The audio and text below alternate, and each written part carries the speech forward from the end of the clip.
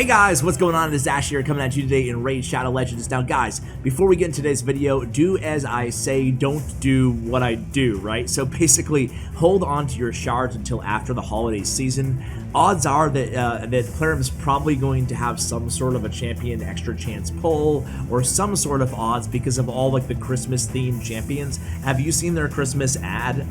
If not, I'll include it at the end of this video, but it does kind of feature some of the champions, including Tormund the Cold, which is he's really good, especially like end game top 100 arena. Everybody is running Tormund the Cold, so definitely a good champion to kind of hold off for. But I just can't wait. Today I want to open up 40 or so shards for you guys. We're going to be doing voids, we're going to be doing ancients, we're going to even be doing some sacreds at the end. So a lot to get to. Let's go ahead and jump in. Alright guys, so let's start with the ancients. We'll do 10 at a time, and then we'll conclude then we'll do the voids, then we'll do the sacreds, then we'll conclude the video. So our first, Saqqara, she's pretty solid. She's one of those like tandem champions. I believe she has her sister or something, and that is our only epic out of this first batch of 10. So let's go ahead and check her out here. Again, I do think that she has one of her abilities is predicated on Alika, in revives the champion with 75% HP when killed. It's a passive devoted sister, so they are sisters, Saqqara and Alika. So that's actually not too bad. Kind of be fun to kind of run them together, but not one of the best like epic champions. Certainly not like S tier or anything like that. Let's go on to the next 10. And we have another epic Vrask. Okay, we already have Vrask, but no worries. Oh, and legendary, and it's Ghostborn, who we already have. Darn. I don't want to sound greedy or spoiled, but I already have Vrask and Ghostborn, and I only have, and again, like I know some of you guys don't have any legendaries, so like shame on me for saying it, but I only have, we'll open the last two here, then we'll move on to the voids. I have, I should say, I'm grateful to have like 6 legendary or 7 legendary champions, but I pulled like 3 or 4 duplicates now. I hate pulling duplicates, it's the worst. All right, so Hellfang, nothing here to report back. So the ancients were, I don't know, kind of a dud. Let's just go ahead and individually open all of these voids up and see what we get. Starting off with a rare here. Really, there's only a couple rare void champions who are worth upgrading and ascending and leveling up beyond like mid game. So like there's only a couple viable, maybe Coldheart obviously coming to mind as one of the rares. So really all of the rares we're not going to get too excited about here. Let's see, and another rare. So I would love, I mean, man, the legendary voids are just so good, those, and they're so hard to get, those champions.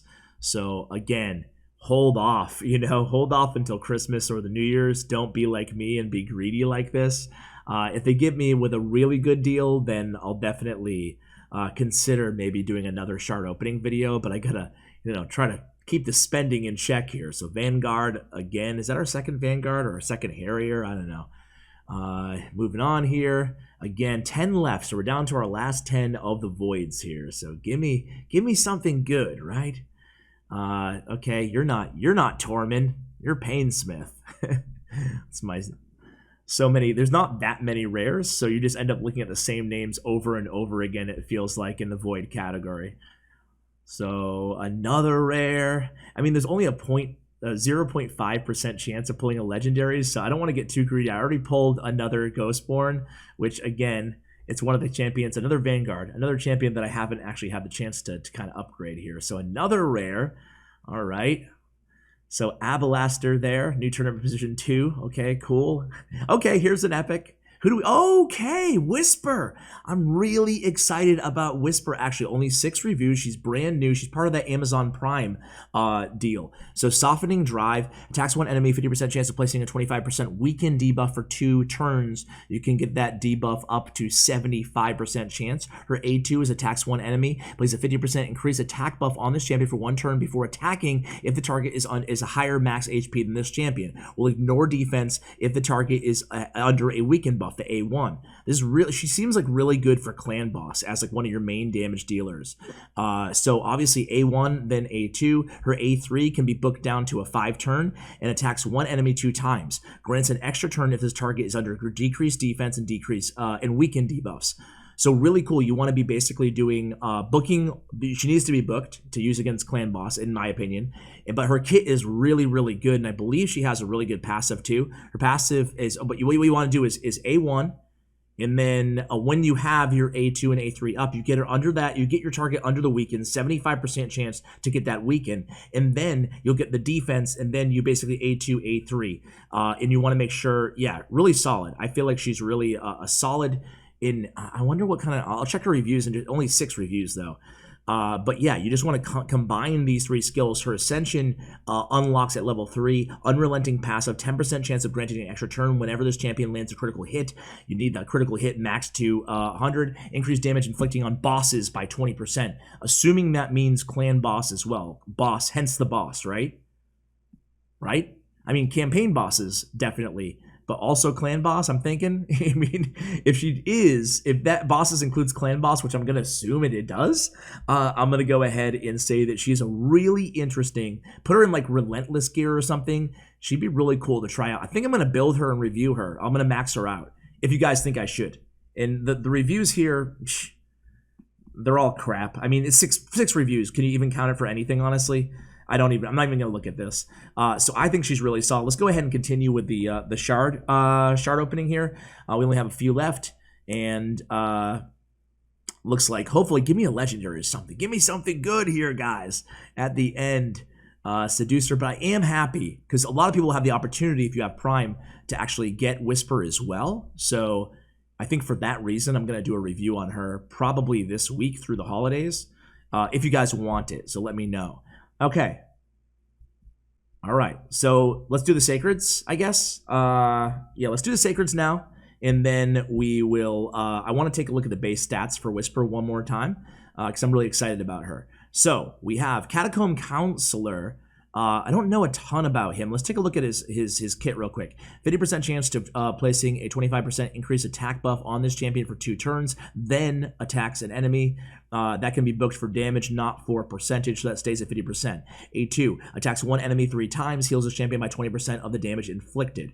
Not too bad, certainly for clan boss as well. And then the A3, Army of Death, Ascended. Teams up with his whole team, so 3 random allies, his whole team, to attack a single enemy. The allies join the attack will use their default skill. You can book that to 4 turns. That's interesting. So Army of Death, basically your whole team attacks. Not counterattack, but it's a, attack together type thing. Every 4 turns when on the cooldown. Not too bad. I mean, I don't think it's an awful kit. It's not like OP or anything. And then the last is another epic. So it's Relic Keeper. You guys are probably familiar with him, but I'm going to go ahead and show you. Anyway, attacks 1 enemy, grants an extra turn if the target is killed, places a 25%, 50% increased attack buff on this champion for 4 turns, and grants an extra turn. That can be booked down. And then when hit by an enemy, places a 50% continuous heal buff on this champion for 2 turns. That can be booked to 3, and then increases attack in campaign battles by 40%, which is pretty insane.